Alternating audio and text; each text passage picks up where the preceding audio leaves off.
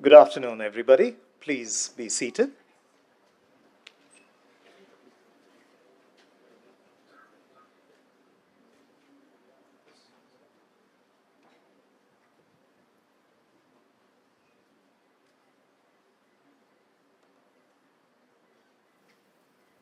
Votre Excellence, l'ambassadeur de France en Inde, Monsieur Emmanuel Lenin, Honorable Member of Parliament, Dr. Shashi Tharoor, also a former student of the college, and shortly to be a member of the Order of Illustrious Stephanians, Monsieur le Maire, Édouard Philippe, also former Prime Minister of France, Dr. Fabien Charrier, Dr. Sanil Unnikrishnan, Dean, International Relations, teacher colleagues, guests, alumni, and especially my dear junior members. Nous sommes très, très heureux aujourd'hui d'avoir vous tous ici. Merci beaucoup pour vos présences ici.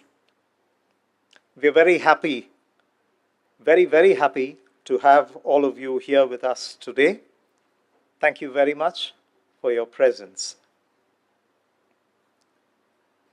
When we have leaders who read, the difference that they bring to their leadership and our lives is very evident. This afternoon, we are honored that two leaders who read and also write have chosen St. Stephen's College to come and share their views on why reading can make a difference to our work and life. We know that on this journey we call life, there are many lamps that can light our dark and sometimes perilous path. Prayer, love for one another, sensitivity to each other, and education are a few of those lamps that can make negotiating our path through this world a lot easier. The light from these lamps are what help us move forward in what we call progress. When leaders give importance to reading and, by extension, to education, they not only bring to bear the distilled essence of humankind's knowledge and wisdom, but they are also helping to create a peaceable world, a more equitable world, and a better world. I'm very grateful to Monsieur Édouard Philippe, Dr. Shashi Tharoor, and all who have made this event possible. For we agree that the thoughts today are the actions tomorrow. The small steps that we take today are eventually the road that leads us to a better future. From St. Stephen's College, welcome to this small step towards a better future. Welcome. May I now request Monsieur Philippe, Dr. Tharoor, and Dr. Fabien to please come up on stage and illuminate us with your knowledge.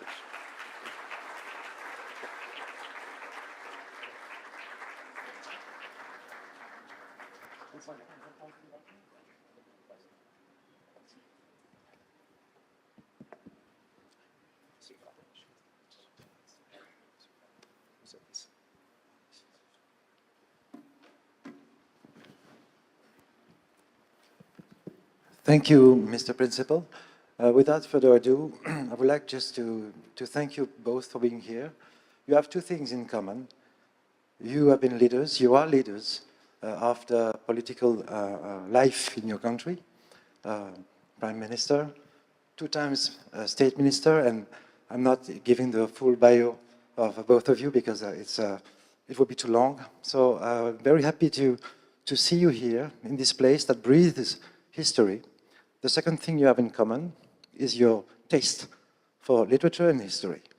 So I would like to, we would like to have your feelings about the link that exists between history and political action. Is there something that you want to tell us about it?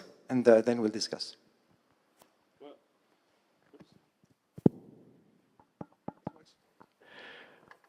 Hello. It's working. Good. First of all, I want to say thank you for your warm welcome, and very happy to tell you that I'm extremely pleased to be here and to have the opportunity to exchange views on literature and politics. I must, before everything else, tell you something, which is that I have been asked very politely and also very firmly to speak English, which I am going to do, which I'm not sure it's going to be a good idea, because for a French politician, for a French elected official, speaking English is strictly forbidden. So it's not going to be easy for me, but bear with me, it's not going to be easy for you either. You're asking whether it's there's a link between political action and history. Whenever someone asks me why I wanted to get into politics, I always answer, well, I always think about it, and I'm not sure I've found the right answer, but my answer is that political action is history in the making. And I always loved history, read about history. I've always been fascinated by what happened in the world in ancient times, in current times. And in my view, being a leader in politics is a way of crafting history. So I have absolutely no idea if it's a good answer, but it's mine.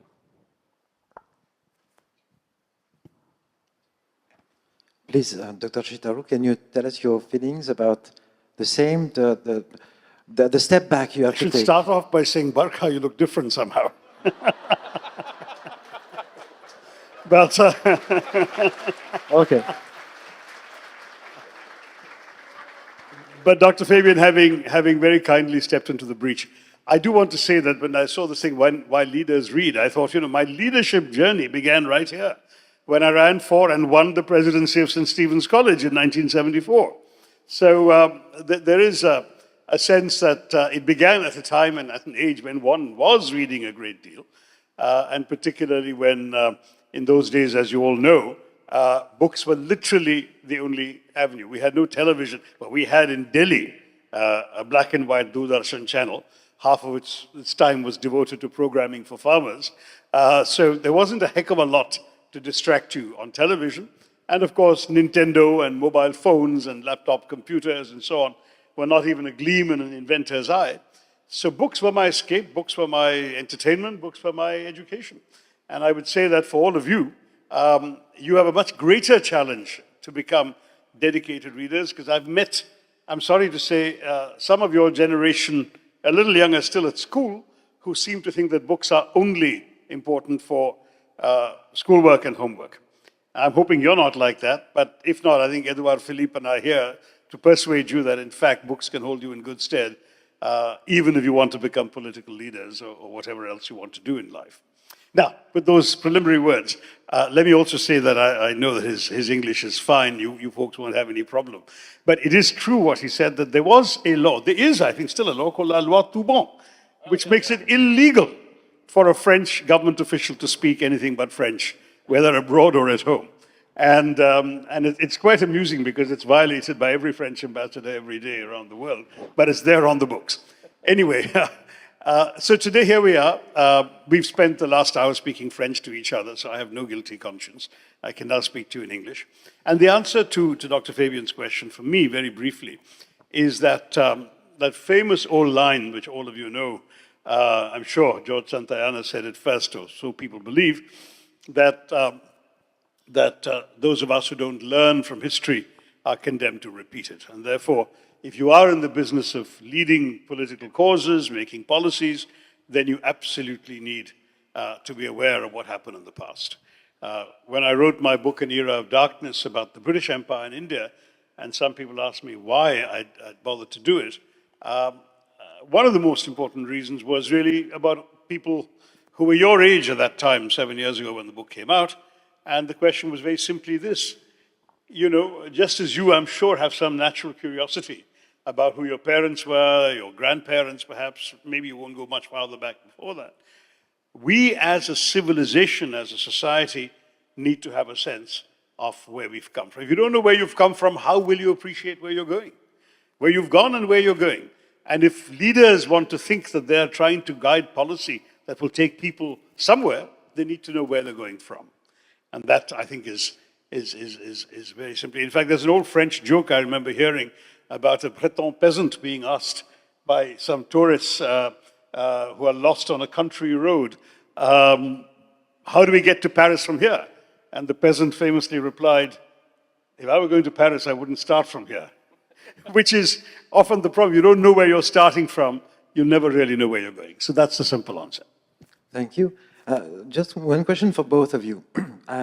There is this idea that there used to be generations of men of state who were actually very acquainted, very well acquainted with the poetic world, with the literature, with history, with the academia, globally speaking.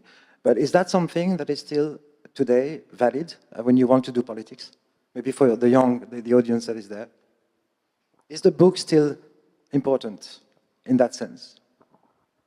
Well, obviously, times change. So maybe it's not as strong as it used to be, probably. My parents were literature teachers, French literature teachers, both of them. And I was raised without TV, which was not common in France when I was a kid. I mean, everyone had a TV, and my, school friends, they would speak about the game that they had saw on TV and the movie they had saw on TV the day before, and I was speaking about, and I was talking about the book I had read. And, well, sometimes I was kind of lonely. But what I want to say is that, in fact, leading, and hear me, because it's not very often said, leading is always learning. You can lead only if you learn. And if every inch of time is consecrated, is dedicated to learning who are the people that are in front of you, what they want, what they live, what they expect, what the situation is. Learning. And the fact is, as far as learning goes, books are really a great way to learn. It's not the only way to learn. And it shouldn't be the only way to learn. I mean, someone who would be lost in his books wouldn't be a leader and would have a great difficulty to connect with the world. But reading books, good books, bad books, books about history, novels, bad novels, train novels, as we say in France, roman de gare. You're the same here? Yeah, the books you buy on the railway station platform. Yeah, okay. Absolutely. Reading is a way of enhancing your brain, your heart, your experience. It's a way of becoming stronger and more intelligent. So, and I think it's still true. And in my view, it's going to be always true, because it gives you a sense of time. It gives you a sense of concentration on something. And you can learn from many different ways. You can learn by speaking with people, and it's a very good way to learn. You can learn by watching movie or watching a conference but in order to proceed to what I say in French, a sedimentation Sedimentation, yeah. of knowledge, learning and reading is the best thing. So, to answer your question, obviously, the political leaders of 30, 40, 50, 100 years ago were generally more literate. Very true. Of course. They had a classical education that is not as usual today, I would say. But I have been, in my life, in my political life, I can say that I have met an immense, vast majority of political leaders who liked to read and who read a lot. Yes, I would say that. Yes. And that's very French, you know, Dr. Fabian. I was telling Édouard Philippe, when I was in France, I remember an official visit from the UN about 20 odd years ago. I had 4 successive meetings with important personages in the French literary world, and every one of them was not just reading, they were writing. Every one of them had a recently completed or about to be completed manuscript on their desk in their offices. So I met the foreign minister was Hubert Védrine. He just finished a book at that time. The Secretary General of the Élysée was of the presidency was Dominique de Villepin. He just finished a mammoth book, I think, on Napoleon. Then there was the presidential counselor, that was Jacques Attali, who turns out books the way other people write articles.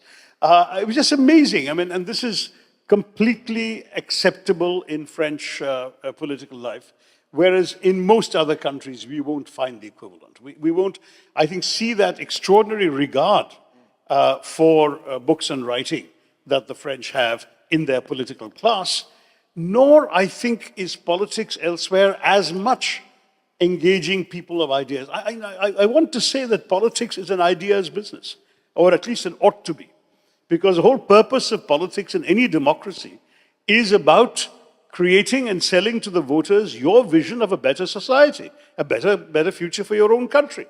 That requires ideas, that requires engagement with ideas, that requires reading, that requires fashioning your own thoughts through writing, all of that. And that's why it seems to me that leaders should read. The first reason, I thought of a few other reasons too, but the first reason is because politics is and ought to be about ideas. And you do actually have to sharpen your ideas against the flintstone of books. So I think that's one very major reason. I congratulate the French for doing that. We certainly had a history of leaders who read a lot. I am not so sure how true that's been in more recent decades. But that's the past. I mean, as I said, I've got other reasons if you want me to answer, but in due course. Thank you. In France, we have this character, the figure, historical figure of Victor Hugo, of course, who was both the great, a man of art that we know, the great writer, and also the political man, who used history in certain ways, like mentioning there was first history, the big history, Napoleon le Grand, then came Napoleon le Petit, one of his main fights. So do you think that history as well can be used as some sort of means for politics? Did you find yourself in a situation where you had to do that? There's no reason I'm always answering first. Yeah, I mean, I'd say, first of all, I mean, it's interesting that Dr. Fabi mentioned Victor Hugo, because he was a favorite of all sorts of Indian politicians. Everyone read Victor Hugo. Even young Bhagat Singh read Victor Hugo's Les Miserables, read his novel 93, discussed it with his fellow revolutionary Sukhdev, and wrote letters about Victor Hugo's ideas. So there was this tremendous connection amongst early Indian readers and leaders and French writers. So that's been there. But on the question of the uses and misuse of history, I mean, very frankly, what we're seeing in our own politics these days involves precisely that, isn't it? It's the instrumentalization of a particular view of history and historical episodes to serve specific political purposes. And certainly this is important for us all to appreciate, especially the history honors students in this hall, because the fact is that everything can be used and misused. And by the way, our government and our Prime Minister is not the only one doing it. It's happening in many other countries. Talking about history to extol the greater glories of your own culture or of people of your own religious persuasion or people of your own particular point of view, highlighting certain aspects of history, glossing over others, changing the results of battles. We're seeing that in India, where some people are deemed victors because you want them to have won, even if unfortunately history records that they didn't, and so on and so forth. So you've got all of these uses of history. And I think in order to refute some of that, if you want to get onto that territory, you need to be a reader yourself, so you know what you're talking about. And I have been wheeled out often enough to rebut some of these more challenging historical claims that our friends in the ruling party have tended to resort to. Well, what you just described could be, well, it's exactly the same in Europe, I would say, and in France in particular. Of course, the political life of any given country leaves an enormous space for using history and using it as you like and as it pleases you and as it suits you.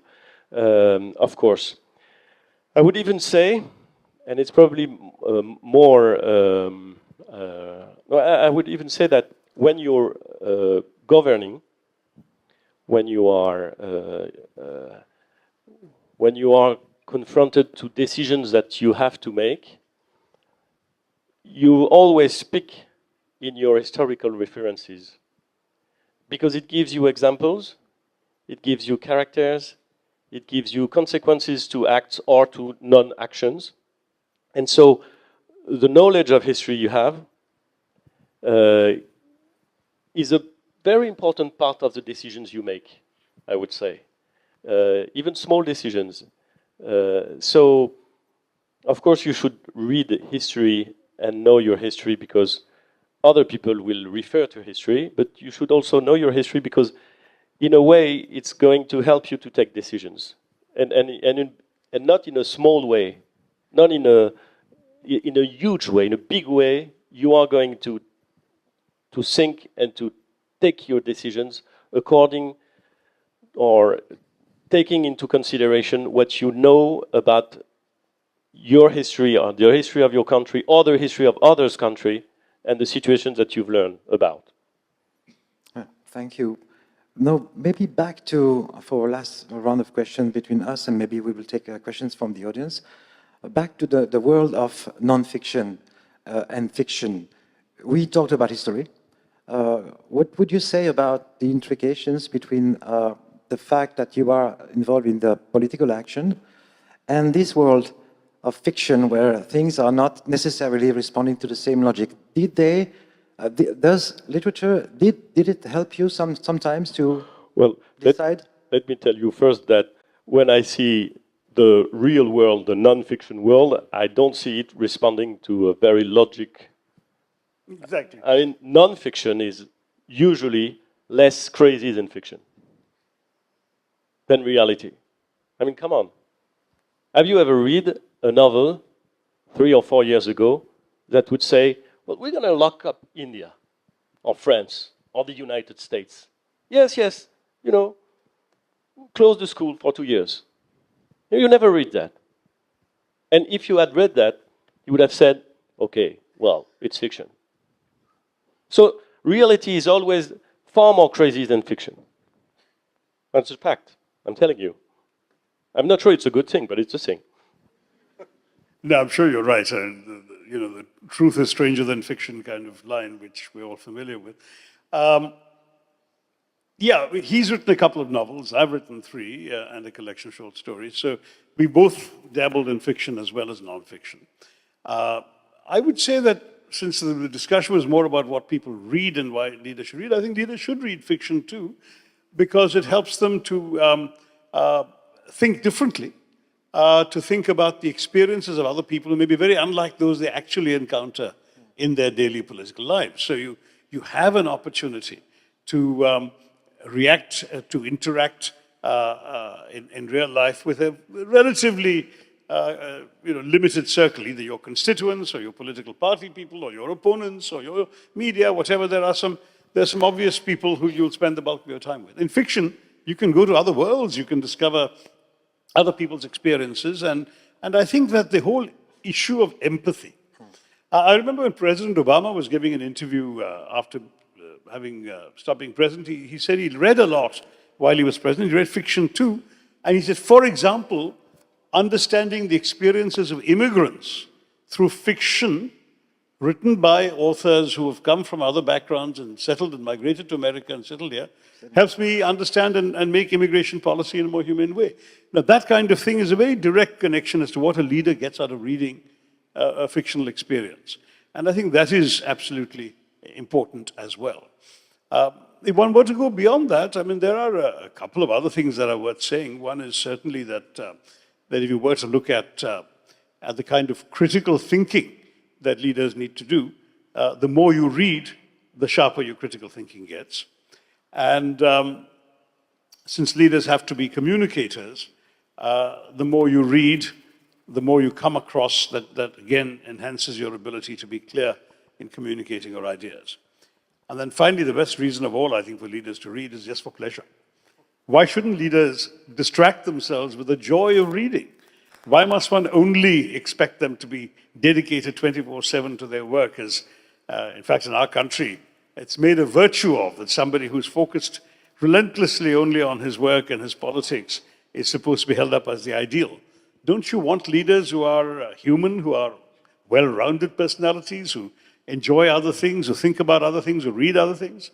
I personally think that somebody who's been exposed to much more, especially through books, would make a far more interesting and human leader for a democracy than somebody who's doing nothing but working 24/7.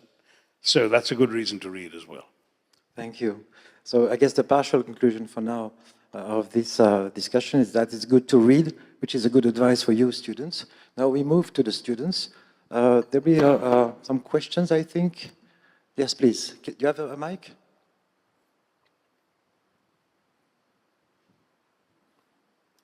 We can have some 10 minutes questions, so please.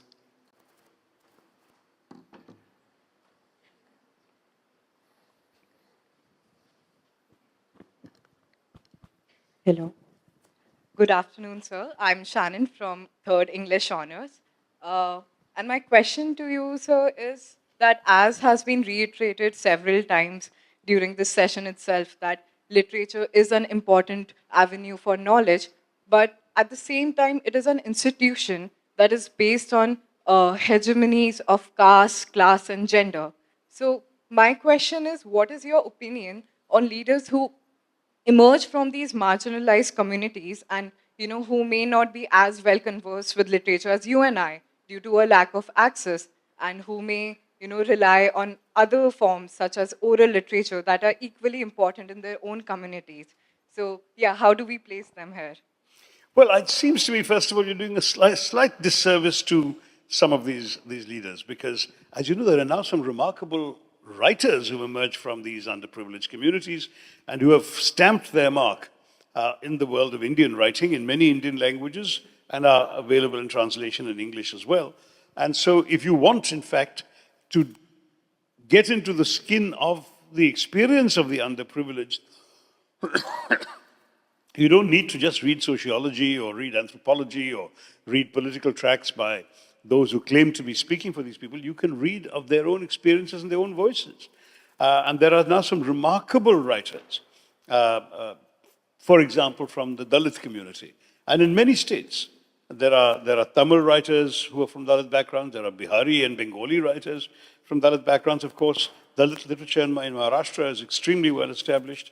So all you have to do is look for the translations, and you can, it seems to me, find in their view and their voice what you want to empathize with, agree with, or disagree with.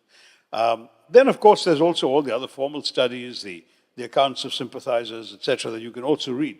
I don't think that being educated and being a keen reader is ever a handicap, because the very expansion of the horizon that reading, or the mental horizon that reading entails, means that you wouldn't be narrow-minded and confined to the limitations of your own caste or your own class or your own hegemony or hierarchy or whatever the appropriate term is to use.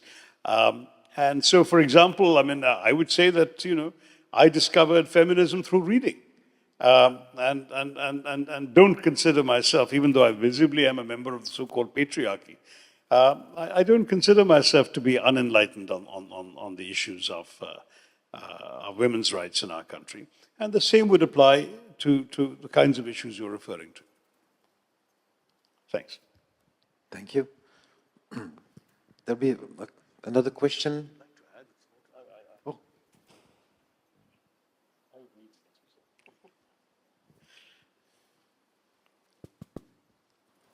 Good afternoon, everyone. Bon après-midi, monsieur. So Dr. Tharoor, actually, I share one of the same privileges as one of your sons does of being named Ishan. Being named Ishan. Oh, good. Hi, Ishan.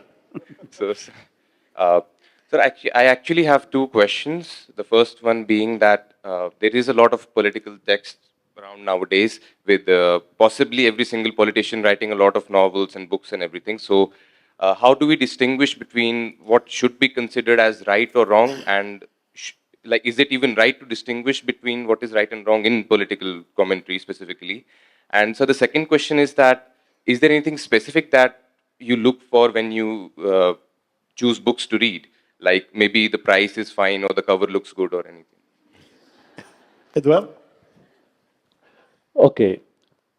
First of all, I would say, beware of everyone who tells you that those are good books and those are bad books. I mean, you got a brain. Use it. Try. You like it, it's good. You don't, it's not good. It gives you perspective, it's good. It tells you anything that... So, use your brain. That's the great freedom of reading. That's the first. The second thing I would say that it's not because you read that you become more intelligent. It's because you read again, and the more you read, the more you start to get out of the comfort zone that inevitably you would stay inside. Sorry about the English, it's not good, but let me tell you what I think. When I was younger, I used to read things, books, that would confirm what I expected. That would, give me reasons to believe what I believed in. And it's very important to do that. But it's very important also at some times to get out the comfort zone and to read things that disturb you, that you don't agree with, that are not coherent with the way you see the world. And it's not bad books, it's different books. But somehow, if you get out of the comfort zone, well, you are becoming a free man in your head. And, I've always thought that the biggest threat to freedom is not the government. It's not the journalists. Hi to the journalist. It's not whatever. The biggest threat to your freedom is wanting to stay comfortable. Is the fear of thinking something new. The fear of feeling that maybe you're wrong. That's the biggest threat on your freedom. And so reading books that are not saying what you expect to read is wonderful. And you should do that. I'm going to give you an example. When I was young, a long time ago, I was more, in French politics, I was more into I would say, social democracy, social democratic parties. You know, I was raised in a very popular city in France, and then I moved to Germany, where social democracy is a very strong thing. So I was kind of leftist, not very left, not far left, but you know, central left, very social democratic. Okay. And then I start reading books that were absolutely not on that line. And I started to think and to wonder. I started to read, you know, guys like John Rawls or, and I think, well, what the heck? It's interesting. Come on. And so the very moment when you get out of the comfort zone is the best moment. You're gonna like it. That's a very important point. I agree entirely with Édouard Philippe. And let me add one more point, because in today's internet era, too many people are confined to their own silos. You know, you follow people you already agree with, the people on your timeline are people you already agree with, the friends on Facebook are people you already know. I mean, you are essentially often moving in closed circles. In many ways, what reading will do for you is to challenge you or simply expose you to other ideas, other thoughts, other views and experiences that you won't find in your silos, you won't find in your Facebook or the WhatsApp groups that you're part of and so on. So I think it's really useful to burst free of those silos and read beyond. And I agree with Édouard that there's no question of deciding that books are good or bad. Yeah, I mean, I think you'll judge for yourself. If you've read enough, you'll know when a book is badly written or clumsily expressed or massively biased. It's only people who have not read at all, and this is the first book they're reading and they think it's the gospel. They're the ones who suffer. But if you read widely, I don't have any problem, and I didn't have any problem with my children as well, reading indiscriminately. I remember I picked up all sorts of trash as well as a kid. In those days, of course, one read a lot more, because you guys have many, many more distractions than my generation did. And so your reading time is often divided because of all the other things that are also making demands on your time. But whatever you read, I see no shame in your just experimenting. The one thing that I was unable to do that many friends tell me you should encourage children to do is to ever give up a book I'd begun. If I gave up a book, if I began a book and even 20 pages into it, I thought, really, I can't get through this. I forced myself to read the whole thing saying, there must be something. You know, the reason I picked up this book, there was something attractive. Maybe by the time I've read all the pages, there will be something. And often, you know, 200 or 300 pages later, I'll say, I wish I had followed my instinct after 20 pages. So I'll say to all of you, there's no shame in making an early decision. That's something, you know, because time is so limited these days. But otherwise, read widely, read indiscriminately, and you will gain a lot. Thank you. St. Stephen's College has a very beautiful program. I think there was a question from the students who are in this program, young leaders, young professionals. So we will take one question from them. They wanted to ask you a question. And then there are a few hands there too. I know.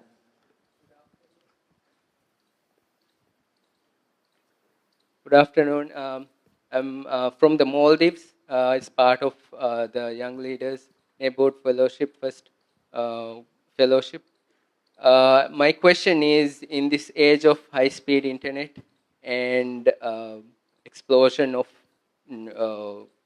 different applications and distractions with notifications and all, what advice would you give to a young student who just wants to sit down and indulge in reading a book and focus? Thank you. I would tell him, just do that. I mean, if you want to do that, you've already done the most difficult thing. Then you have to do it.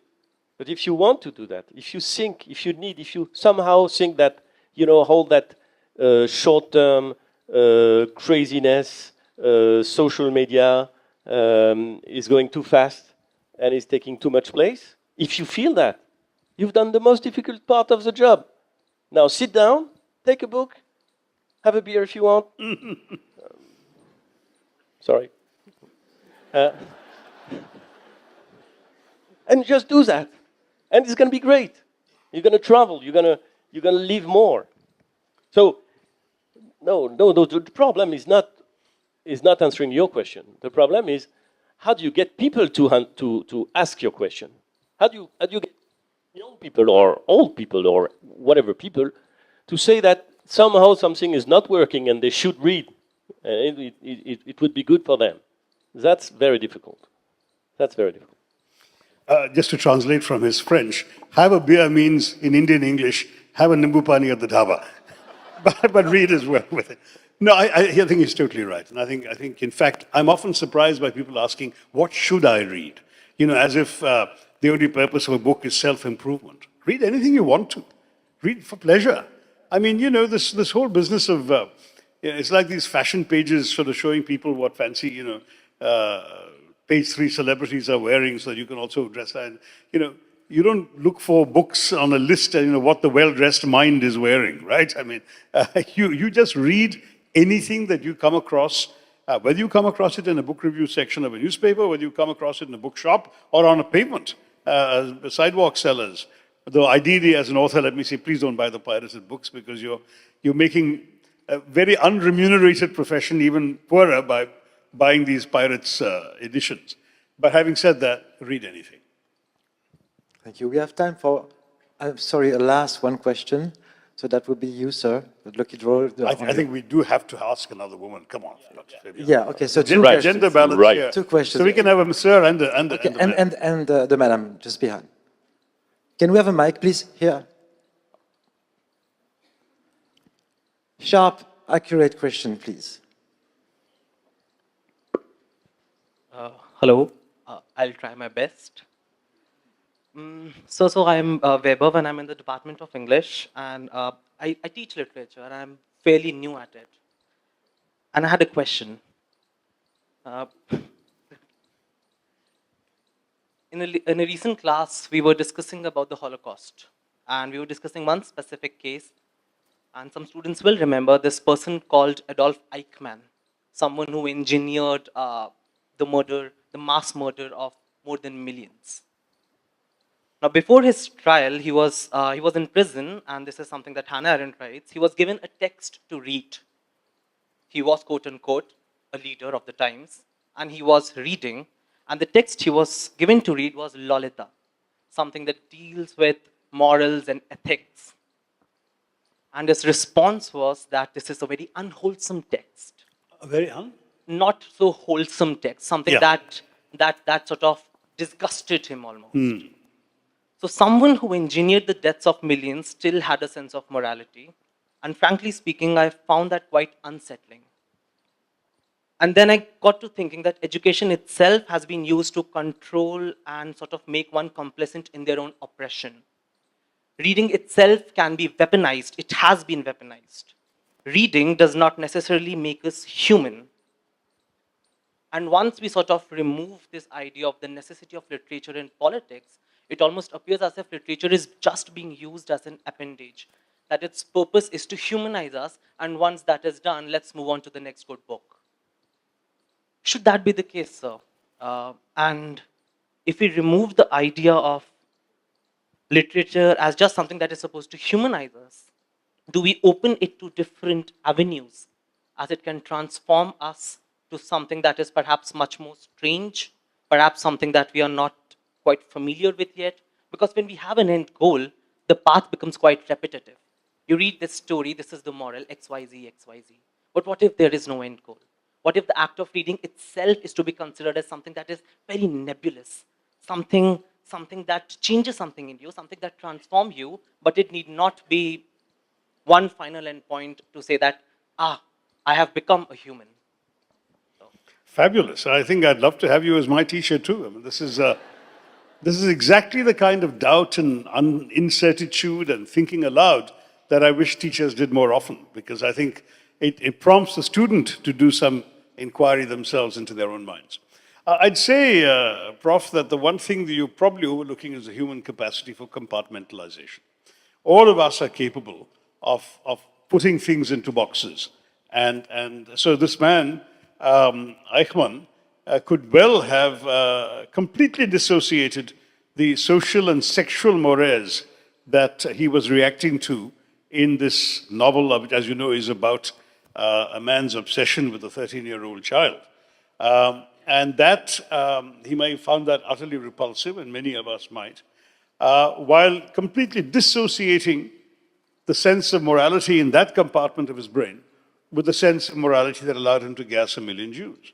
So you've really got, what can I say, that human capacity should not be underestimated.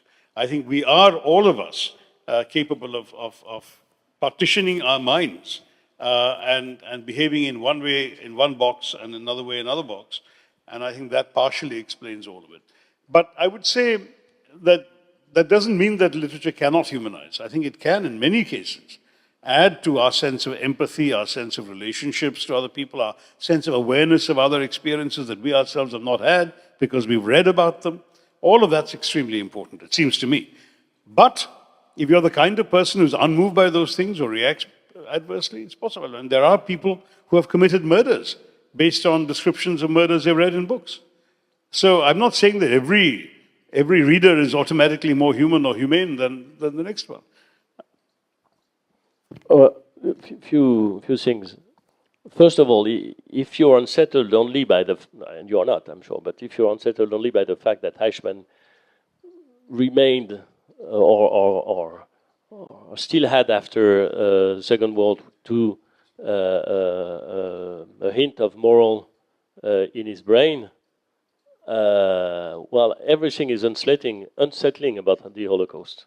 I mean, how a nation like Germany, who was probably one of the most civilized nations on earth, with the writers and painters and philosophers, and I mean, it's the country of Goethe and Beethoven. Well, anyway, they did the Holocaust. So everything is unsettling on this one. That's the first thing. The second thing is that Hitler wrote Mein Kampf, and it was a book that was sold with many, many copies. And Mao wrote the small red book. I don't know how do you say that. Little red book is the little red, not the small, the little red book. And it was, I'm not sure it was sold, but it was read. And I'm not sure it humanized the masses that read the book, if you see what I mean. So of course, books a book in itself can be a bad thing or can be a dangerous thing. And we should not be naive about that. That's the second thing I wanted to say. The third thing is that you should read books not only because they please you, but also because sometimes they scare you. You spoke about Lolita. I would not. You can. No one can say. I mean, I would not say. I'm not sure anyone would deny that here. I would not say that the fantasy about a man looking at a 30-year-old girl is something which is sane or good. But nevertheless, it's a good book. Why? Because it's a story of someone who has this kind of fantasy. And it's very interesting. For the record, the mic has been switched off when I spoke about Nabokov. So it's a very interesting book. It's a good book. And we could go on and on. One of the best French writer of the 20th century is Céline. I don't know if you read Voyage au bout de la nuit de Céline. It's probably, in my view, it's probably the best French writer of the 20th century. Well, he's also a violent anti-Semitic writer. Anti-Semite. And you could see that in the other books. So should you read Le Voyage au bout de la nuit or should you not read Le Voyage au bout de la nuit? Well, the thing is, and that's life, that good books have been written by bad men. And very bad books have been written by good men. That's wonderful. And that's life. And that's life. And that's very interesting to get to know even the worst in humanity in the books, because the worst in humanity can be in real. So reading in the books is not a bad thing. That's a great answer. And I might add, there's supposed to be a maxim, I think, in literary studies. Trust the work and not the author. So judge the work, forget about the author's past. The work stands by itself, it's independent of the author. Thank you. The last question for Madam, please. Thank you. Check. Good afternoon, sir.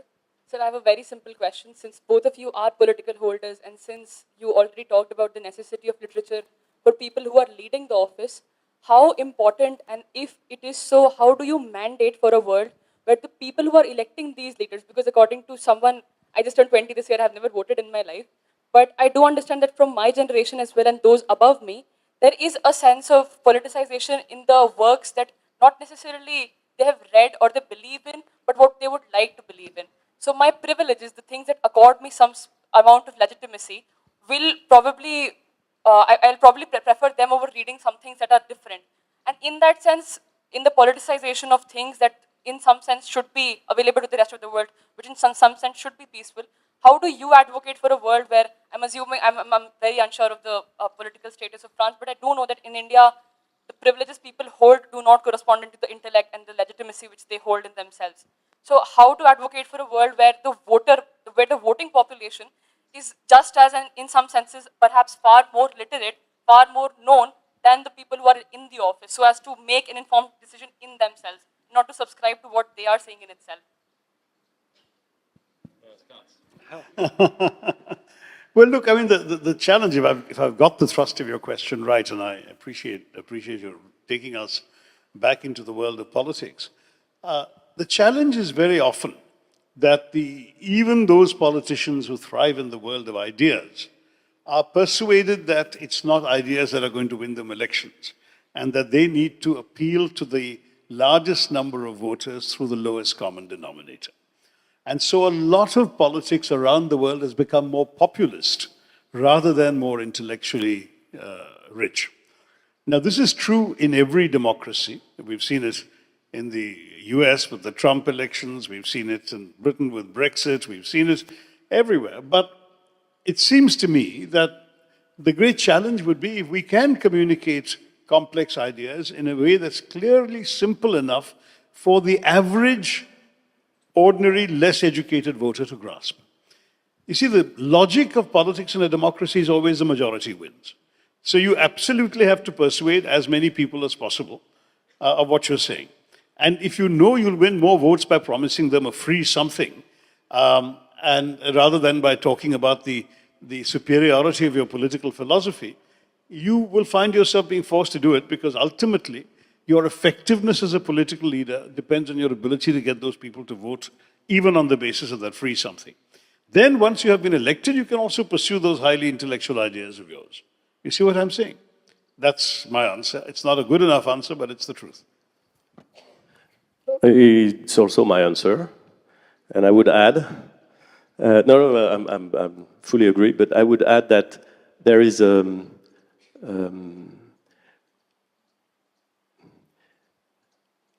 sustainable democracy can only work if education is at the center of its public policies.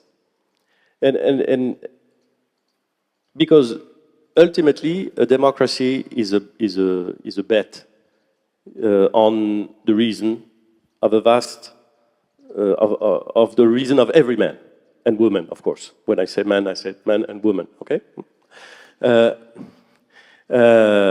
It's a bet. I mean, I think it's a very intelligent bet. I think it's the right bet to do, but it's a bet. En français, on dirait, c'est le pari de Pascal de la démocratie. Anyway, you should read Blaise Pascal, by the way. So, it's a bet. But for that bet to function, to work, you have to have an educational system that empowers people to think, to read, and to engage with democracy.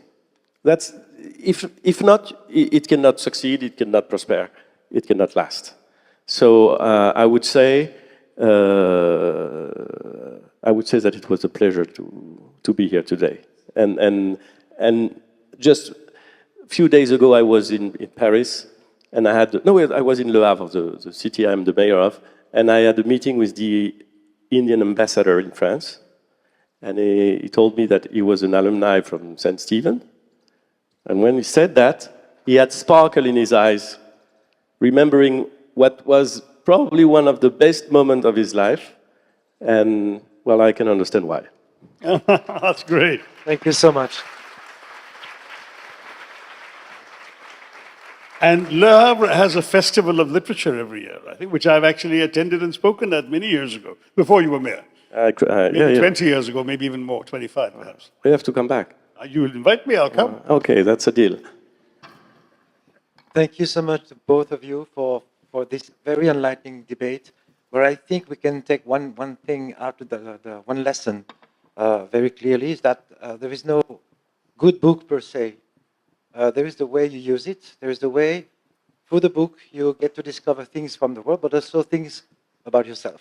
I think this is the one thing that we can take out of this discussion. And thank you again. Before we take leave of our guests, a token of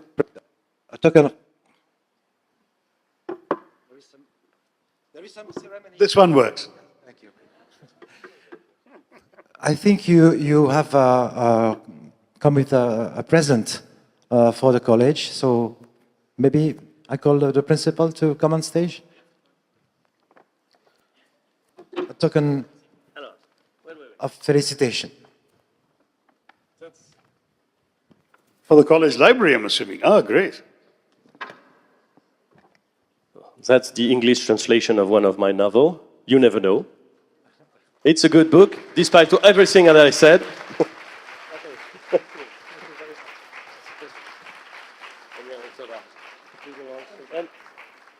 And since you've been a wonderful debater, I also give you a translation in English of my novel. But as you can read French, it's my last one.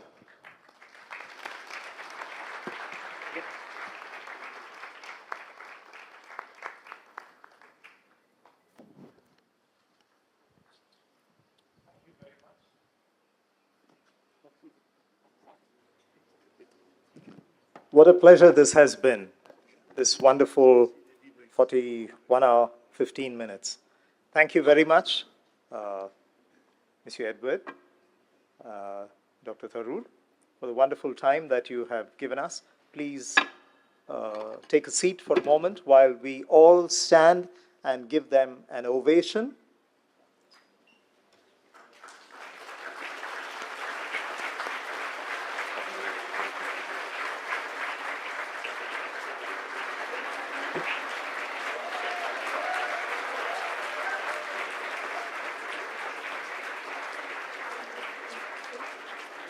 Please be seated, and may I now request all of you to remain seated while our distinguished guests leave the hall. They will be followed by the young leaders. Please follow our distinguished guests outside to the lawns. And may I request all of us who are remaining here in the hall, after our distinguished guests have left, all of you are invited for a small refreshment on the mess lawns. Thank you very much. Good afternoon.